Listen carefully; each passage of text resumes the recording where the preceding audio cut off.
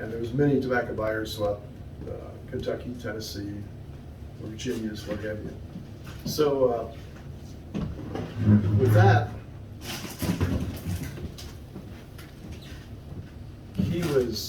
he settled in Bracken County about 1869, started raising tobacco. And back in those years, tobacco was pretty profitable. So that's how they built all these big mansion houses throughout Kentucky and Tennessee. Price of tobacco back in the day was 35 cents to 10 cents a pound, which is pretty good. So then we move on to the Civil War. You guys are interested in the Civil War part. A gentleman by the name of George Washington Duke, and again, the name stuck. George Washington Duke was a Confederate naval guy. So he's in the Navy for the Confederates. Got captured, was locked up in Maryland, at a prisoner of war camp in Maryland.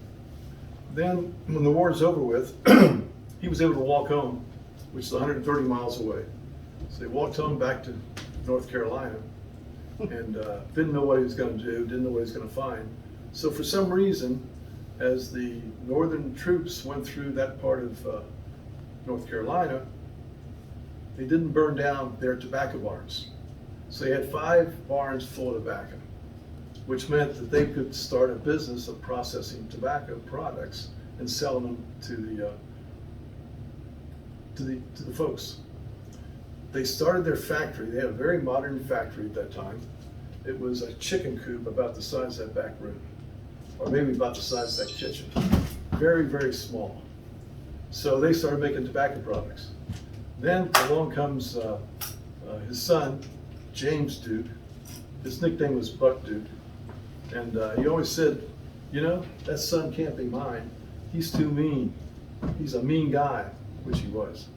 So as the process goes on, Buck Duke and his brother were making tobacco products, and as they moved from the 70s, 80s into the 90s, they created a monopoly.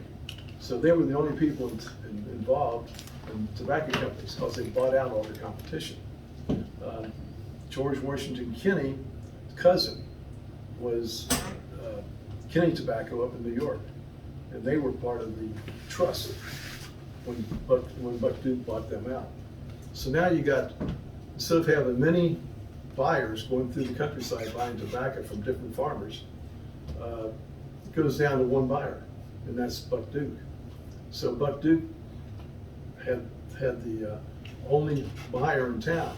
So when the profitability of tobacco was 35, 25, 10 cents a pound, about the turn of the century, 1900, it went down to 1 or 2 cents a pound. So you could not make a living. So what happened is that the tobacco wars started, and there was 650,000 people involved. 10,000 night riders riding through the night, dragging farmers out of the house, horsewhipping them for selling to the trust, and then they would go burn down their tobacco barns, or worse, and that's how the war started. So Mr. Kinney was a tobacco buyer, and another great-grandfather, George Washington Jett, was a night rider. So we were part of both sides of the family. So one night, the night riders came up to their farm in Brooksville, threw branches on the porch, which meant they'll be back tomorrow night to drag him out, horsewhipping, and he was going to be, he's a marked man. Mr. Kinney gets up about 4 o'clock in the morning, rides to Maysville, gets the army comes back to Brooksville and sits on our farm for a year. And then one night, the captain of the platoon that was there said, Mr. Kinney, there's no night rider activity here, so we're going to break ground and we're going back to Maysville. That night, the night riders are there. They drug him out of the house, horsewhipping, burned down our tobacco barns, and know that now the fight's on. So that's kind of where the family, so we were on both sides of the family, night riders and tobacco buyers. Now, where I got this information, I was talking to my Aunt Joanne one day. My George Washington Kinney's son, Tom Kinney, inherited the scrapbook that we got all this information from. When he passed away, he gave the book to his son, Tom Kenny Jr., and then when he passed away, the book went to his wife, Joanne Kenny, and Joanne, they broke up her housekeeping, and she went to live with her daughters. So I called her up one day, I said, Joanne, where's all the antiques? Some of the antiques came down the Ohio River after the American Revolutionary War on flat bottom boats and settled in northern Kentucky there. So I said, where's all the antiques? She says, well, Jimmy, Judy, Hope, and Martha got the antiques. I said, where's all the guns? Tom had a nice collection of guns. I said, well, Joe, your cousin Joe has all the guns. I said, well, where's the Night Rider book? He says, well, Jimmy, you get the Night Rider book. So that's how I got the Night Rider book. Now, as kids, we pulled that book out from under the couch, open it up, and read all the beatings and the raids, the warehouses being burned, tobacco barns being burned down, people being horsewhipped. It was quite interesting. So that's where we got the book, and that's where the book came from for this book. And so that's a little bit of the history. Now, there's a lot of stories, down here in Covington, Newport, they grew, as you were saying, they grew a lot of tobacco right in town. But they have a lot of, retail and processing. Yeah. So Children working in factories. So in northern Kentucky, the Night Riders would ride through a lot of towns in Kentucky, Lexington, Maysville, Brooksville, Carrollton, and they would be having their way. So then down in Hopkinsville, Kentucky, let's go to the west side of the state, you had, in Hopkinsville, you had a very large tobacco market there for flue cured tobacco. And so what they did is the Night Riders were pretty upset with Duke because he owned the tobacco warehouses in Hopkinsville. So one night you had 100 riders come in. They put feed sacks on the horses' hooves so they could ride in without any noise, about 1 o'clock in the morning. They went and knocked on everybody's door and said, stay in your house, don't come out. We're going to burn down Duke's warehouses. And there were 500,000 pounds or more of tobacco in those warehouses in Hopkinsville. So some years ago, I was at the farm show. We all know the farm show in Louisville once a year. It comes up in February. You probably are part of that. We have a booth. We're an industrial sales company, so we had a booth selling our wares at the back of the show. Guy comes up and looks over. He says, "I said, where are you from?" He says, "I'm always asking people, where are you from?" He says, "Well, I'm from Hopkinsville." I said, "Oh, well, you must know about the Night Riders, the tobacco wars." He said, "Oh, yeah. My great-grandfather was the chief of police." And so what happened then, the Night Riders came into town, they took his great-grandfather and locked him up in jail so he wouldn't get hurt. Then they proceeded to burn down all the tobacco barns, and they were out of there early morning when they got their job done. So these types of stories goes on all through the tobacco patch. And I'm sure one guy was, what was the guy's name was here talking about Hopkinsville? Bogart. Yep. He was very knowledgeable. He says, well, you had the tobacco wars in Hopkinsville, you had it in central Kentucky, you had it in northern Kentucky.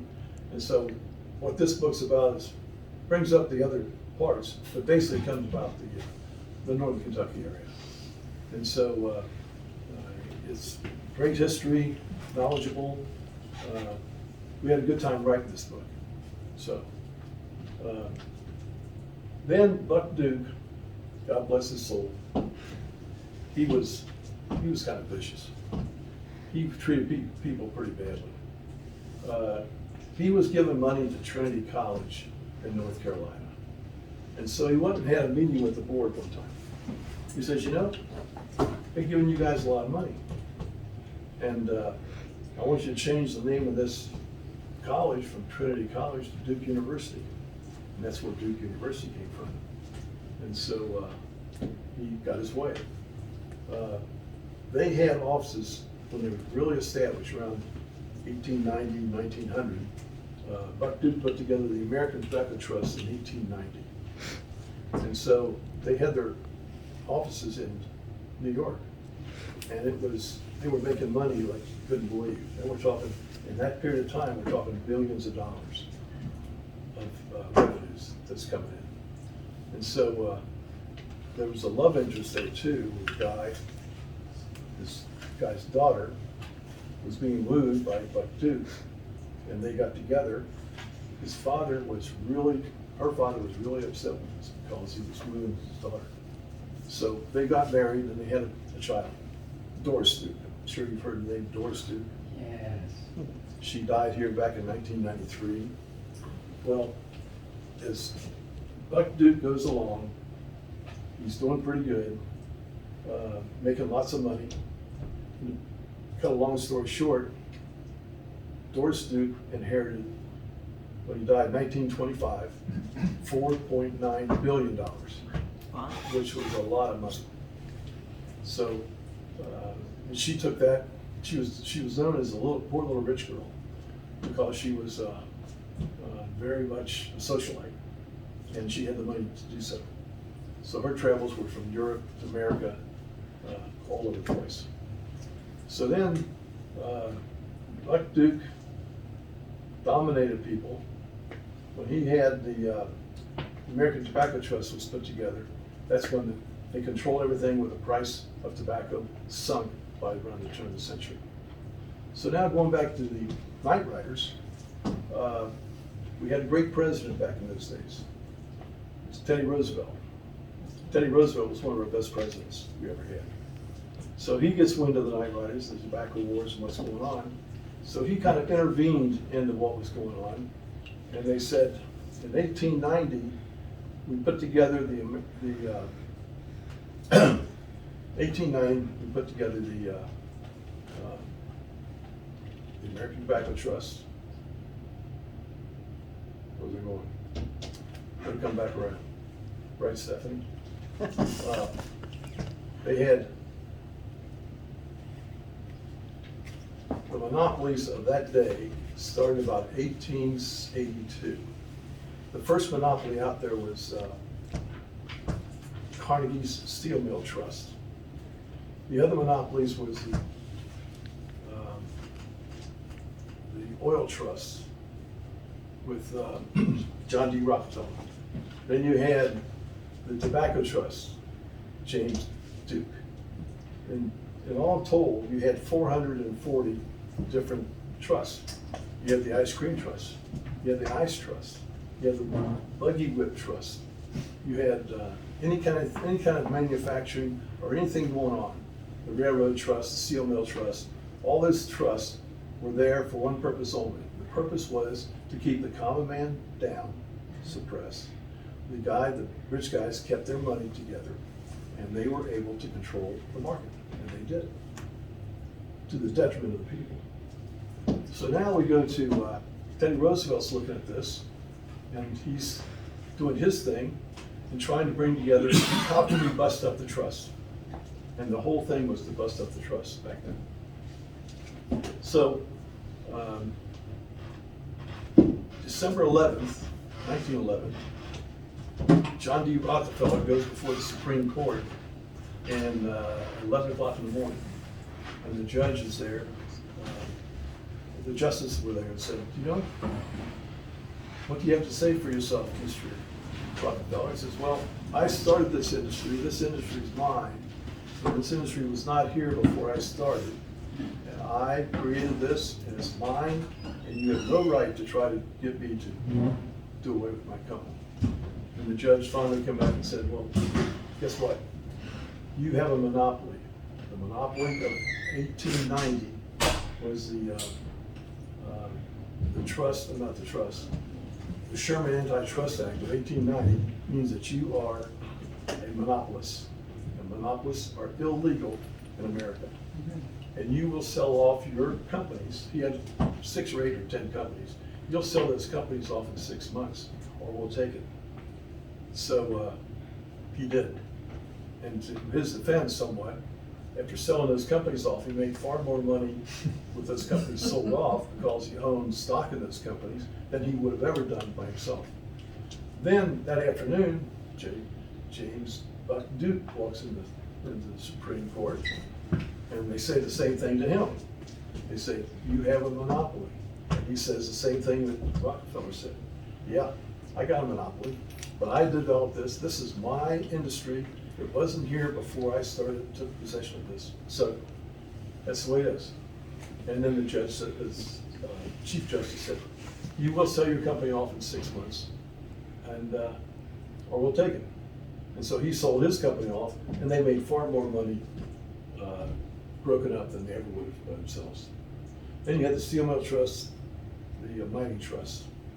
These two trusts were really bad news. Back many years ago, I worked with a guy in St. Louis, Missouri, worked for the same company I did. His name was James, Frank James. Frank James' great-grandfather was Frank James, and his great-uncle was Jesse James. And so I heard a few stories about the James gang and what happened in those days. And what happened is, after the Civil War, the James brothers, they were Confederate soldiers, and they settled in Missouri, and they hated the Pinkerton guys, because what the Pinkerton guys would do, that was your so-called law enforcement, they would go into a striking area, say the railroad trust was, the railroads were striking, the mines were striking, and they would go in to enforce their rights of the company, that they would continue to work. Now what they did, compared to the night riders, they would shoot a couple hundred guys and kill them in the steel mills or the mining area to get them to go back to work. And so that was kind of a very bloody time in history. That's why the James brothers hated the Pinkerton guys. The Pinkerton guys were really bad news guys, but they had the law on their side. And of course, the James gang did not have the law on their side. So that's another part of history that's tied closely to the trust. So now, that brings us up to today. And we have the trust out there again. And the trusts have been out there now for 20, 30, 40 years. And you have many trusts in operation today. And the book is Trump, Tobacco Trust and Trump. And people say, what is Trump doing in that book? Well, the reason I put Trump in the book is that he has a philosophy that he does not believe in the trust. And so he started working to abolish the trust. And if you look in the Congress and Senate today, there's conversations about breaking up the existing trust today. And so that's why he's in there, because he's the one that launched that program to get rid of the trust. And so, don't know where it's gonna go, but they are illegal. Now, these guys today that have trusts, they have not 6 or 8 or 10 companies, they have 50, 100, 300 companies that they have under their wing. And they control a major part of whatever industry that they're in, which is completely illegal, has been illegal since 1890. And so you got trust with Teddy Roosevelt and trust with President Trump. And so that stuff all ties together. History, you know, if you don't know your history, you're sure gonna repeat it. And we're right in the midst of repeating it today, as we did back then. So, any questions, any thoughts? Yes, sir. Yeah, I was kind of marinating the word trust as a legal term. So you're using the term trust a little bit differently Yes. than what I would think of as a trust today. Well, a lot of families put their money and stuff in a trust for their kids, Right. that Yeah. type of thing. That's one trust. Yeah, But this trust is the monopolist of the industry. yeah, and I never looked at it from that Yeah. standpoint. Now, let's take Kroger's, Myers, Publix, let's take all those different grocery stores. Mhm. They're huge, but they're not a monopoly. They compete with each other, Mhm. and so they are not a monopoly. Right, But right. if you look at Facebook and Twitter and those guys, they are purely a monopolist. And they are the ones that need to be broken up, because now Zuckerberg, he comes along and he wants to control everybody's thinking. And he wants to inflict his ideals on the public. And if you don't agree with what he says, you're barred, you're outlawed, you're done. And so that is not a publication company. That's kind of a monopoly to sell their side of the story, to make sure that they get their way. They want to decide on who's going to be the president, who's going to be the governor, who's going to control these parts of our political environment. Yeah, I spent 30 years in the information technology business before Zuckerman was born, even back at the beginning. And so this is like really resonant. I have my own, probably bias. It's another statement opinion about Zuckerman and Zuckerberg and his contemporaries. But, I'll reserve that for now. Yeah, but I would agree with you that they absolutely have a monopoly. But along with that, I strongly feel that the FCC as a agency that oversees monopolistic activity, among other things, under their purview,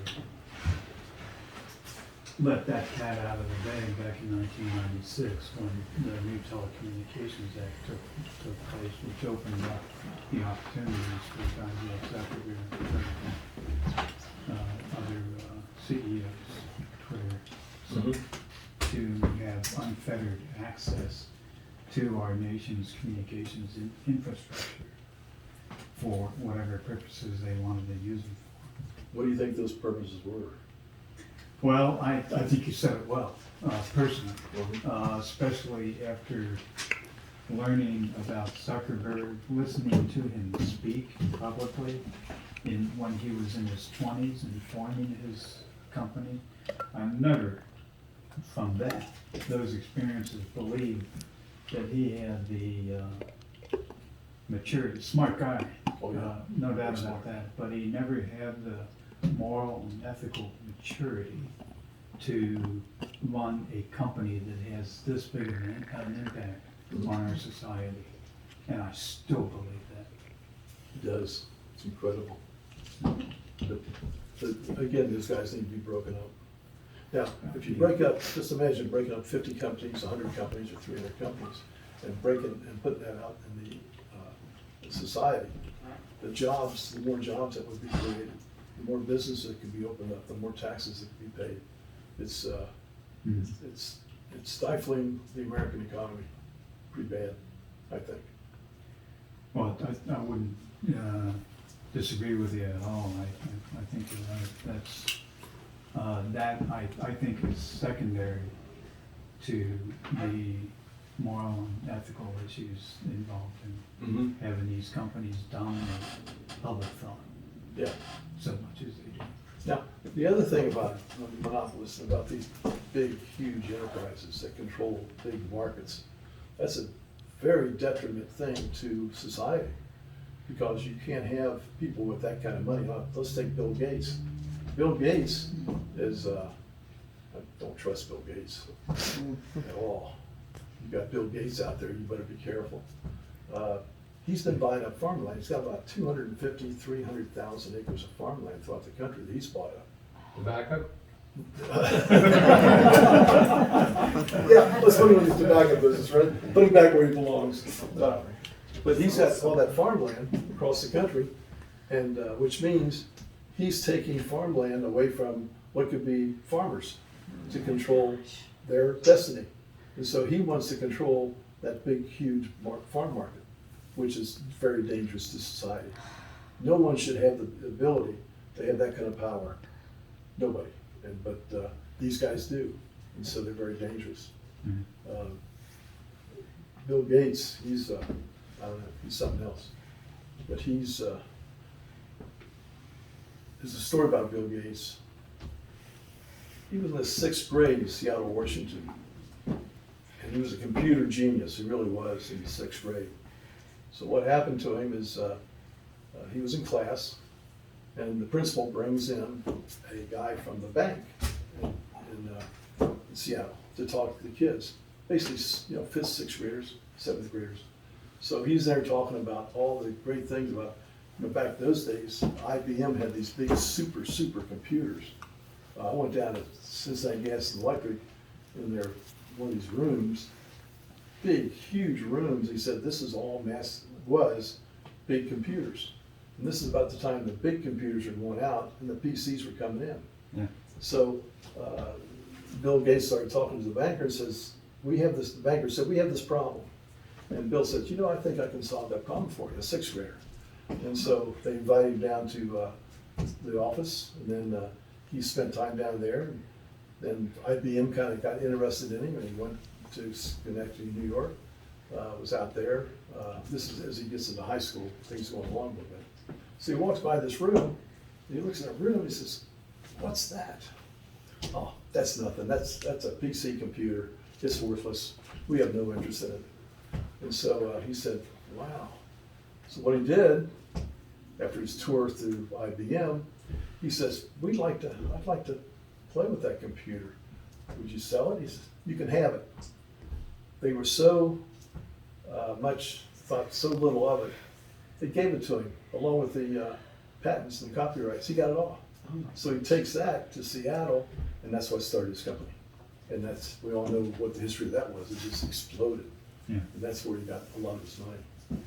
But he didn't actually invent the personal computer. The IBM and a lot of people had already done the groundwork, development of it, but he more or less had the acumen to know how to get it into a product that could be massively sold and people would use. basically, he swiped it. For no money. He got it for nothing. Well, if they did not have the imagination to use it usefully themselves, and considering how useful it is to everyone, including me, what Bill Gates has done, well, I don't know that it's so much stealing as I'm grateful for Bill Gates' ingenuity, because I believe Very it's smart useful to people. Now, back then, IBM had centered on big mainframe computers. That was their money. They're selling multi-million-dollar computers instead of a $500 or $1,000 computer. And they didn't look at the mass market. They missed that one, like Henry Ford picked up on it on the car. That worked out for him, but IBM missed that calling. That's exactly what I said to Andrew's point too, just to kind of reinforce that. Through the history of Microsoft, Bill Gates and his team of people really never built much in terms of the fundamental software that today runs on most PC computers. It's bought for the most part. Stole it or bought the rights to that software from other people. But to Andrew's point, Gates had the vision to take this thing And move and mass market it Yes, he did. to, Gotta take your hat off to him. to a market that didn't exist at the time that he did that. So, Much to his credit, but he's not a technologist. He's a very shrewd businessman. yes, he is. Very shrewd. Who's not a technologist? Bill Gates. Not a technologist? Really, he's not. He's a great visionary, I think illustrated by his influence in the industry, but personally, he never really built much. A little bit. I mean, he's got to appreciate technology, and but he never. He's often credited with building the Microsoft operating system, and he did. I have a question. Yes, sir. I'm hard of hearing. Did you say that Trump was, you considered Trump was anti-trust because he opposed his Facebook or something like that? Is that what you said? Trump would be like Teddy Roosevelt of being opposed to the trust. And that's, I think, he set in motion the investigation to see about breaking up the trust. And you probably see some stories out there on the news, here and there, not big stories, about the investigation to break up the trust. They're not mentioning the trust. They do mention Zuckerberg. They do mention a couple others. But he was there to try to see how can we break up the trust again, because it's reappeared just 100 years later. So, But he has a personal interest in breaking up the trust, a personal financial interest. I don't know about that, Yeah. but he had personal interest in breaking it up. Now, if we go back, again, I'm jumping around a little bit, I hope this is all making sense. Okay, now, when the trusts were being broken up, a few guys knew it was coming. It was Rockefeller, it was the Dukes, it was the financial people on Wall Street that were looking, this is gonna go away. So 1910, these guys get together, and there's 6 of them. One of the key guys died in the, who was on board then, he died in the Titanic being sunk back in 1913. So then, 1912. February, It was Titanic breakup was, the Titanic sinking was 1912. 1912, okay. I'm correct. 1910, these guys get on a train, very nice Pullman car. I mean, it was perfect. It's like a 747 today in a train car. They make their way down to Jekyll Island, Georgia. And so they sit there and say, okay, this is coming to an end. How are we gonna control our money? And so what they did is they get together and they created the Federal Reserve and the IRS. And there was 6 of them, or 8 of them. Stephen, here's a guy over in London, in the 1700s, a big family. Rothschilds? Rothschilds, thank you. The Rothschilds was on that train. Aston's was on that train. So they go down and start having meetings. How can we protect our money? So what they came up with was the IRS and the Federal Reserve. Now, the Federal Reserve is not a government bank, it's a private bank. And the Rothschilds had private banks all through Europe. The Rothschilds were dealing money to people who started wars. So if for instance, the Civil War, well, the money to create the Civil War for the Americans, or for the North, and they also created money for the South. So they would play both ends against the middle. And so they would create this great, big, huge amount of money, debt. And then after the war's over with, they gotta pay it back. Of which they also financed World War I, World War II, on both sides of the fence. And so, if you read this book, the next book you gotta read to give you exactly what happened 200 years back in the mid-1700s is The Creature from Jekyll Island. Now, The Creature from Jekyll Island is about 630 pages, right, Stephanie? You see what, chapter 1? It's on audiobooks. I'm listening these days. So anyway, that book from The Creature from Jekyll Island takes all these money guys, and it tells a story about how they were able to influence Congress, influence the Senate, to get their way to put this in place. Because what they want to do is they want to loan money to the government, to any government, anybody worldwide. They don't care if the money's ever paid back, they just assume it wasn't paid back. What they will do is they will charge the interest, and they get the interest on the money that they've loaned. And so that goes on and on and on. Now, we're looking at the $30 trillion debt, and the Federal Reserve is collecting interest on that money every year, which is getting pretty much out of hand. So that was what that was about. But the Creature from Jekyll Island gets in and tells the nitty-gritty on how this stuff all took together, brings all up through the trust of back then. This last edition was written in 2010, and it really gets into the nitty-gritty on what's really going on in politics. And it's a well-read book. Now, I don't read a whole lot, but I got through that big in 3 weeks, and it was really it'll keep you on the edge of your seat. So, again, this thing's been going on for many, many years. What we're into today is the same thing that we were into back years ago. And so it's just a matter of how can we fix this stuff? And I could go back into more politics, but go ahead. kind of changing gears a little bit, back into the history. Did this start out to be strictly the black patch tobacco, and were other types of tobacco part of that, or had? Can you talk about that a little bit? A little bit in western Kentucky is the black patch. Up through here is white burley. It's what? White burley. Burley. White burley was developed in Bratton County back in 1848, wasn't it, Harold? Wasn't that your family that, your family created a little tobacco seed in Ohio? Okay, Moved it to Bratton County, they raised the first crop in 1848. right. And they found out that this new crop of tobacco is a very light leaf tobacco, where most all the other tobacco is harsh, it's coarse. And so in Ohio, that tobacco that they raised was for cigars, chewing tobacco, snuffing tobacco. White burley was for cigarettes. And so that's where Buck Duke made his money, on cigarettes.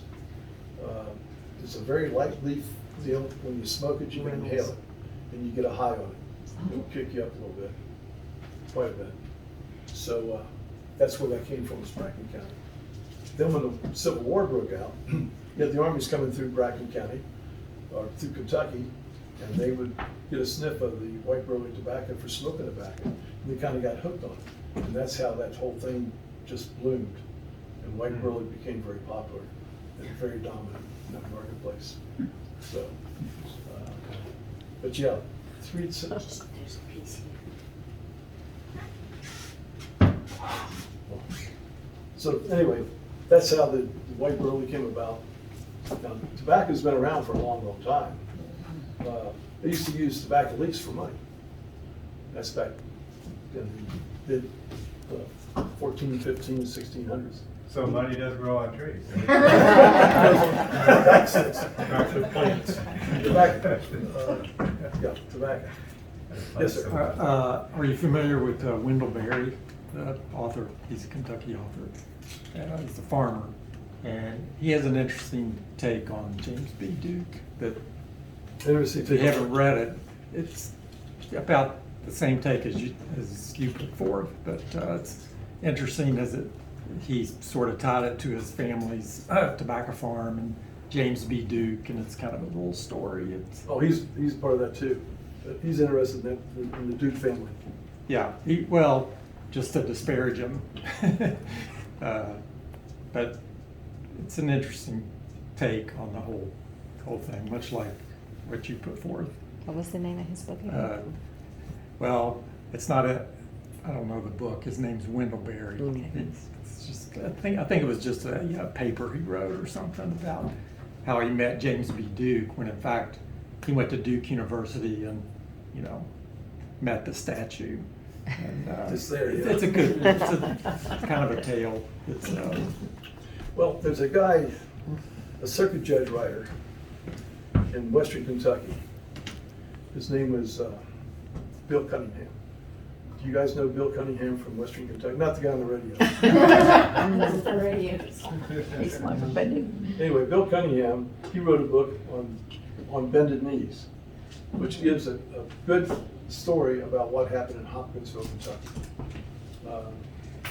And so he wrote his book. I met him back some years ago, and he said, we should have gone up to Bracken County or up in northern Kentucky to get that history, what happened up there, and he never did do it.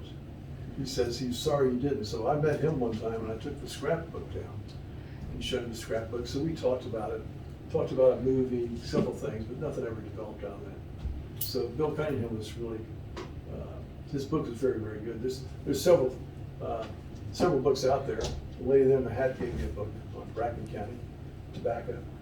So all over there's pools of stories about the tobacco patch everywhere.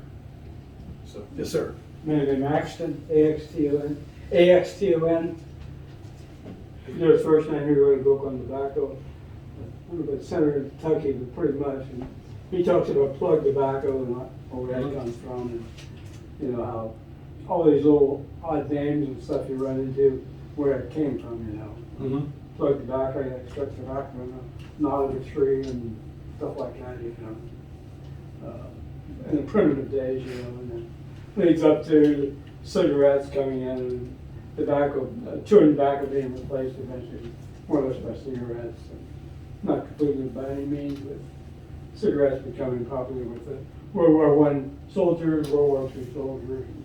Very popular, yeah. And plug tobacco, or chewing tobacco not being too much anymore. Losing all that spittoons and all that stuff. I chewed tobacco once. Green tobacco out of the barn. I was about 5 years old. I was sick for 2 weeks. Yeah. Yeah, it was amazing. Kids chew tobacco and all that. So, anyway, there's all kinds of pockets of information throughout the country. That's not being talked about. They don't teach it in the schools anymore. But just recently, we had the big thing with Oklahoma, where the Black Wall Street was out there. They went in 100 years ago, slaughtered all the black folks, burned down all their homes, all the businesses, and just completely destroyed it. I never knew a thing about that until it was just celebrated here this year about the Black Wall Street. But there's, if you take the tobacco wars of Northern Kentucky, Western Kentucky, there's many, many stories out there that's just not been told. And it should be put back in history and taught to the kids. Because we lose our history, we're losing an awful lot, so. So Yes, sir. how did, I can understand, I think you've done a good job explaining how it started and what the issues were. How did it get resolved? I mean, what did Duke family says, you know what, I'm losing too much money here? Or did the people just give up saying, you know, I'm wasting my time going, butting heads against this brick wall? Or what? Well, what happened is after the trusts were broken up, about 1910, 1909, 1910, 1912, 1913, those companies prospered. You got Benson and Hedges, you had American Tobacco, you had about 6 or 7 tobacco companies that came off. Brown and Williams? Brown and Williams was there, they're down in Louisville. Brown and Williams, the first one that started injecting crap to get people hooked more on cigarettes. The chemist down there that put that together, he finally told the story about what they did, and it was pretty criminal. But they keep putting additives in the tobacco to keep people hooked. Some of the additives they put in, it'll attack the arteries, and the arteries are screaming for nicotine, or the chemicals that go into it. And then they also put in about 3 or 4 different fillers. One would attack the brain for the craving. Another would attack the heart. So the ideal is to keep dirty tobacco dirty so that the people get hooked on it, and it's very difficult to quit. Now, back when I was a kid, when you all were kids, the tobacco was clean. Remember when you had to go out in the field, you had to set it, and then you had to cultivate it. And as it grew up, you had to sucker it, you had to worm it. You put worms in your fingers and go like that. You did that, right? You didn't worm tobacco? Oh, I said it, I didn't do that. You said it, you didn't worm it? No, I'm, sorry, Dad. So what they did is, that was clean tobacco then.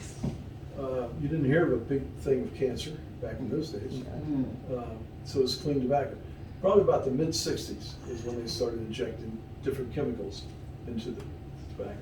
It's interesting you say that. I had one of my uncles was a chemist for Brown and Williams. Uh-huh. He smoked till the day he died. But he always claimed, he said that it wasn't the tobacco that was giving people cancer.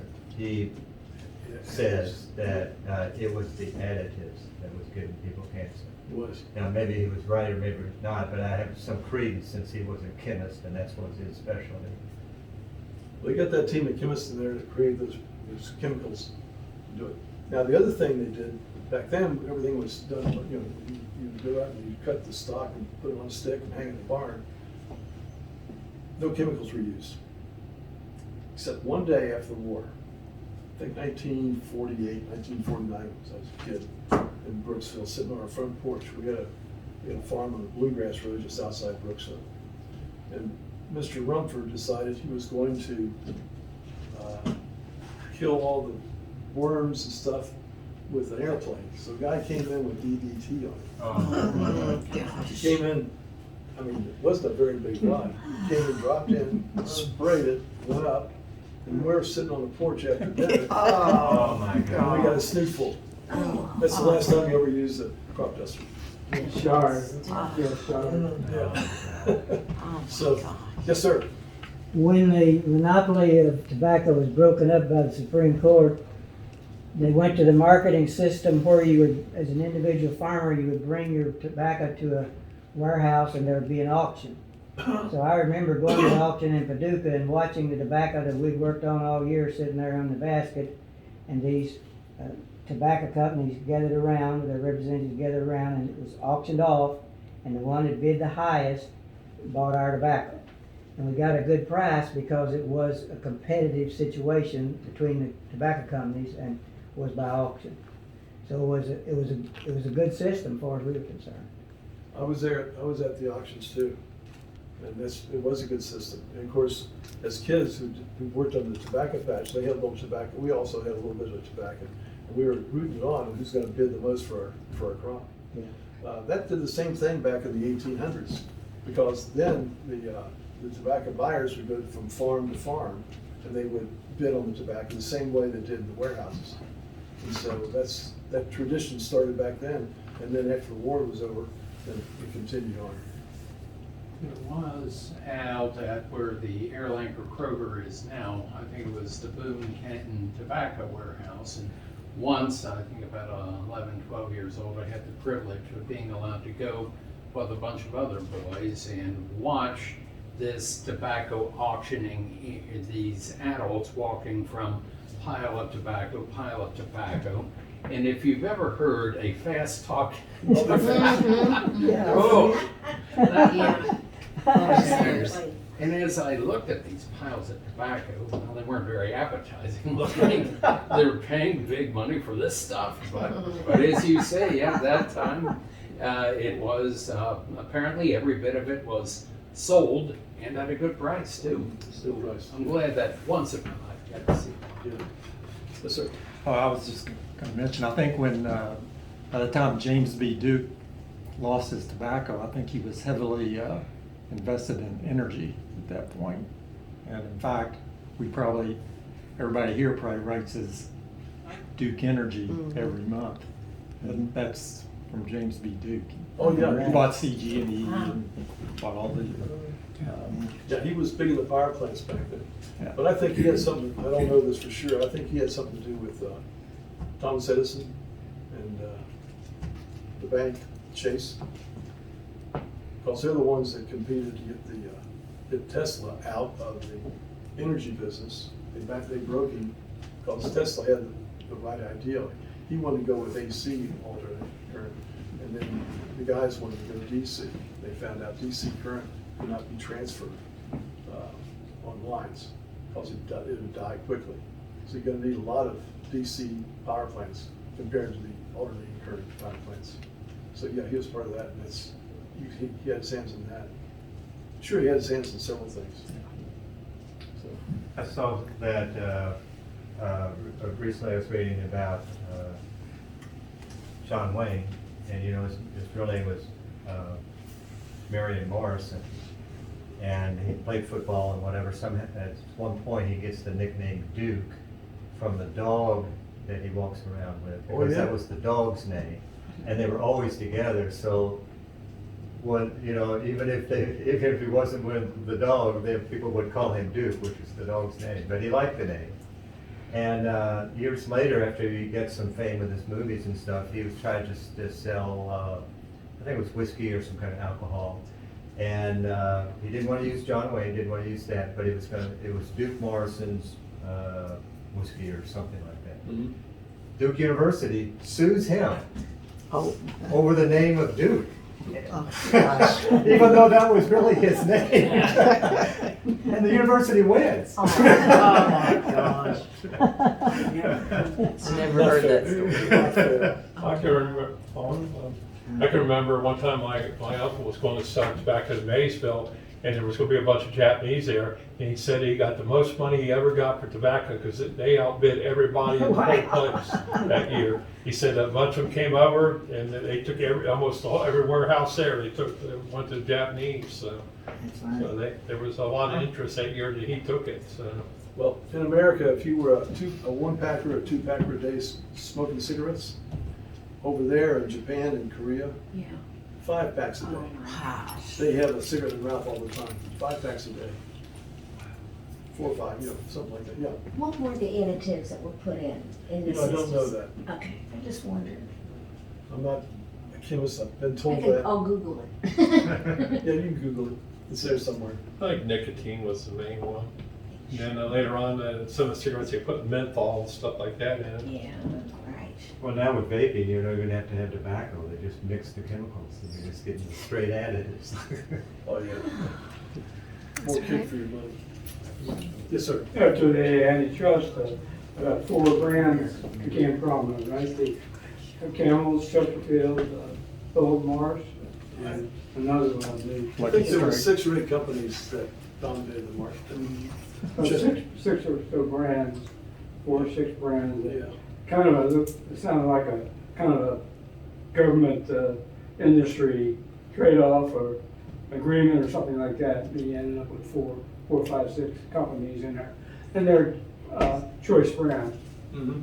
Then you had Chesterfield. When Chesterfield would advertise for guys to smoke, they put doctor approved. They put a guy there looking like a doctor. Doctor approved, that's funny. They said, if you smoke, you'll expand your lung capacity. Oh my gosh. Another thing I find funny was, Kentucky was the biggest city in northern Kentucky. It was interesting. One time, around City Hall, around the Roman Suspension Bridge, the historic Roman Suspension Bridge, there were probably more tobacco businesses right around City Hall and the bridge than any other business, including a tobacco warehouse off of the left going to Cincinnati. The tobacco warehouse was probably the antecedent to the one in Airliner that you mentioned. So it's just kind of amazing that tobacco right around City Hall and the Roebling Bridge right there. Mhm. Went across the bridge in Cincinnati, tobacco was not far away either. Well, they burned down those warehouses here. They burned down a not that, there was a Hamilton warehouse that they burned down, down the street in Covington, during the tobacco wars. The one I'm talking about was after the tobacco wars, I think, or sort of after the tobacco wars. 'Cause that would never burn there. I was that way after the tobacco wars. One Airliner over here, and also the one in Covington. There are actually 2 of them in Covington. I don't think they were victimized by the tobacco wars at all. But there was one in Covington, privately owned, a warehouse that was burned down during the tobacco wars. Well, what about was it before the tobacco wars or after the tobacco wars? Is that when somehow something called base, you have to get permission to grow tobacco, That was and they're after. allocated That so was much after. base. That was after. It was after the tobacco. So in a way, there has never been a totally free market in tobacco. You just can't go and grow tobacco and sell it. You have to get someone's permission for base. And who is this person who grants you permission for base to grow tobacco? It was the agricultural department, and it was, I think that came into being, I think, in the late 20s or early 30s. They started putting together a lot, and they started with per acre, how many acres you could produce. So then, yeah. Well, I think about that same time, the government subsidized tobacco. I mean, they guaranteed a price of whatever it was, $1.30 a pound. And if your tobacco didn't get that in the auction, then the government bought all the surplus tobacco for that They paid my base. grandpa for not growing tobacco at That's what they certain do now. times. So. I didn't know about that. Yeah, because they wanted to rotate the crops and everything, and when he would rotate the crops, they would actually pay him for not growing tobacco. That I don't know how that worked, but I remember him talking about it. What years was that? Probably 70s, something Yeah. like that. They Well, still do it in now. Texas. Yeah. They will pay you not to grow something. Oh, yeah, they still do that. Yeah. Well, that was one way to make sure your ground wasn't wore out too, by growing the same thing, because some people, if a crop was real profitable, that's all they would plant. They'll destroy the land, yeah. So that was their way of protecting. Yes, sir, Jim. In 1959, I was in the Air Force on Okinawa, and during typhoons, the chow hall was closed, so they would give us sea rations from World War II from the Army, and World War II sea rations. Every one of those meals had a package of Lucky Strike cigarettes. And the funny thing about it was, after World War II, Lucky Strike changed from green to red. All those Lucky Strikes were in green packages. Really? So we knew our meals were at least 15 That- years old. Nobody ever finds We had those, I was in Vietnam and Cambodia, and we had those, Did you? I mean, they. Did you sent have us cigarettes? Part of our sea ration. That's, But not only those, but also Camels and Pall Malls Did you? Yeah. and other cigarettes. So that was, that 2-year period when I smoked in my life. When I got out of the Army, thank God I quit cold turkey pretty much. I wasn't addicted, but I was glad I was able to not. Did you have the pecan roll in a little can? That was what we liked. We'd eat that first. Actually, I think we may have. We had pound cake and Yeah. a couple of other things in those cans. And, that was our sustenance. I don't know what was in some of that food, but it was really kept us going. Yeah. Oh yeah. Well, when Lucky Strikes switched from green, it was white with a red label. They said, Lucky Strikes goes to war. Oh really? That's how they sold that. Lucky Strikes goes to war. Well, they actually had cartoons with little cigarettes marching off the war. I remember seeing that, some old thing. The Beverly Hillbillies, if you watch the original episodes of Beverly Hillbillies, they had two sponsors, cornflakes and a cigarette company. And they advertised a cigarette, they show them driving by the billboard, they go, oh, so good.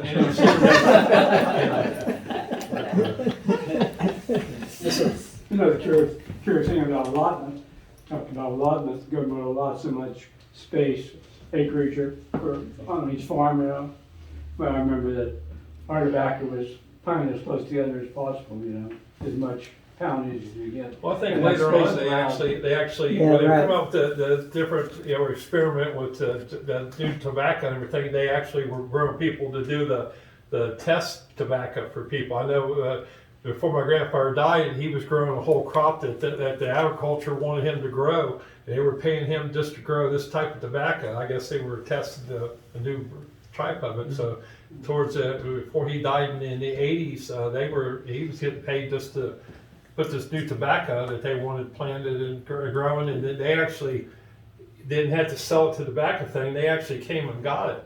So What county was he in? Adams County. Adams County? Ohio. Yeah. Yeah, in the 50s, if you were growing tobacco, trying to get as much as you could on your allotment, you would, when you'd sucker in the tobacco, you'd cut the suckers off, and you'd have to kind of force them between the leaves onto the ground, and get rid of them, so you kind of forced them onto the ground because the rows are so close together.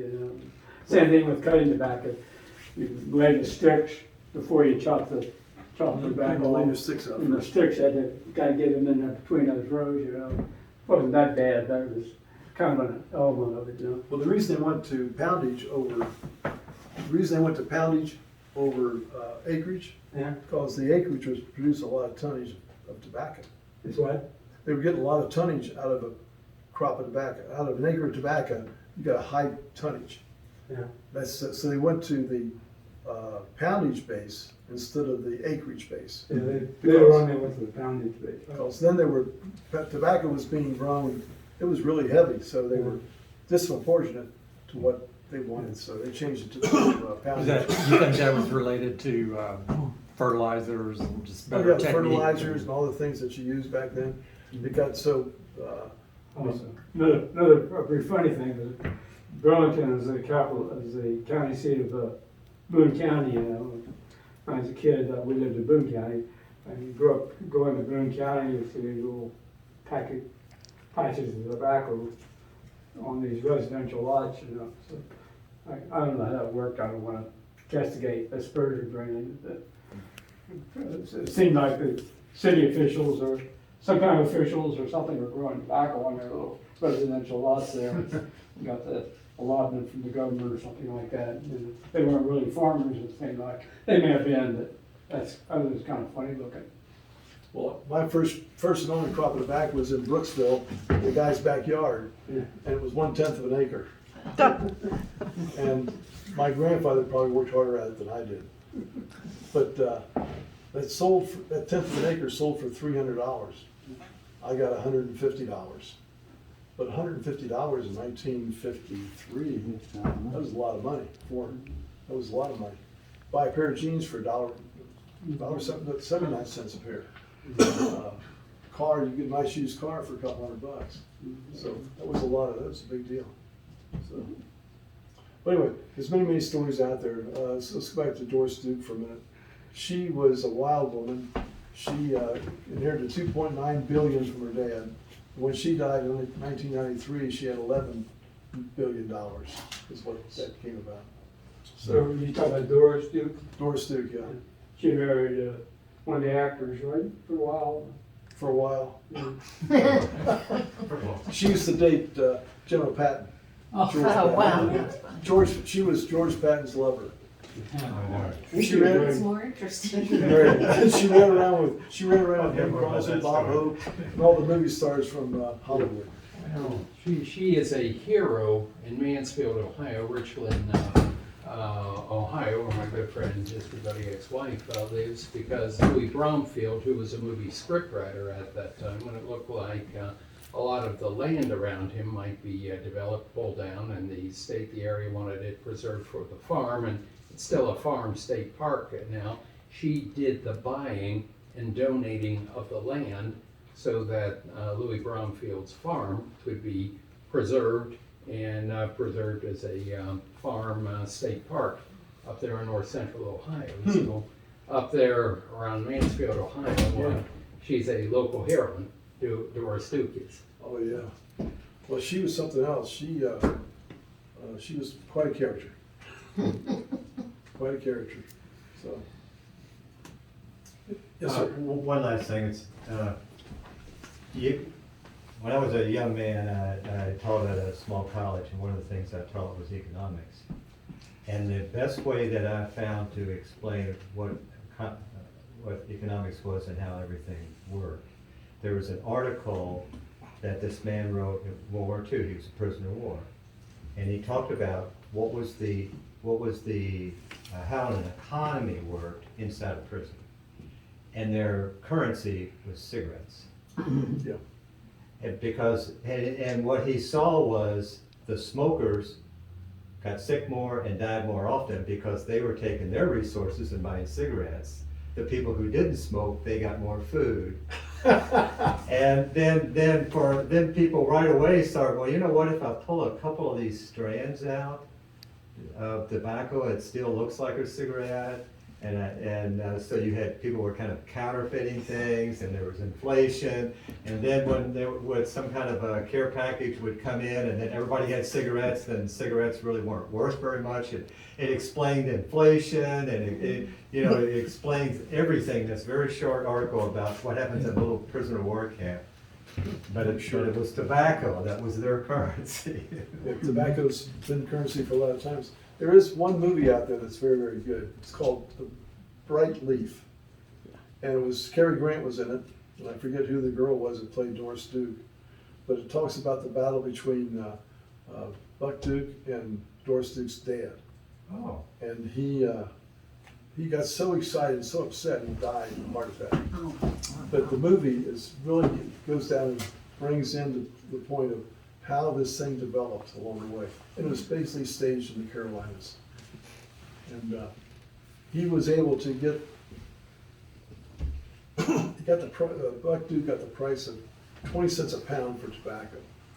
And it was a scam. He raised the price up to 20 cents so that her father would buy it and then that price would collapse back to a dime and broke him. So it's really a great movie, and the name of it's Bright Leaf. So, a lot of history, a lot of romance, a lot of bad stuff, good stuff, everything. So, has this been helpful? Yes. Yeah.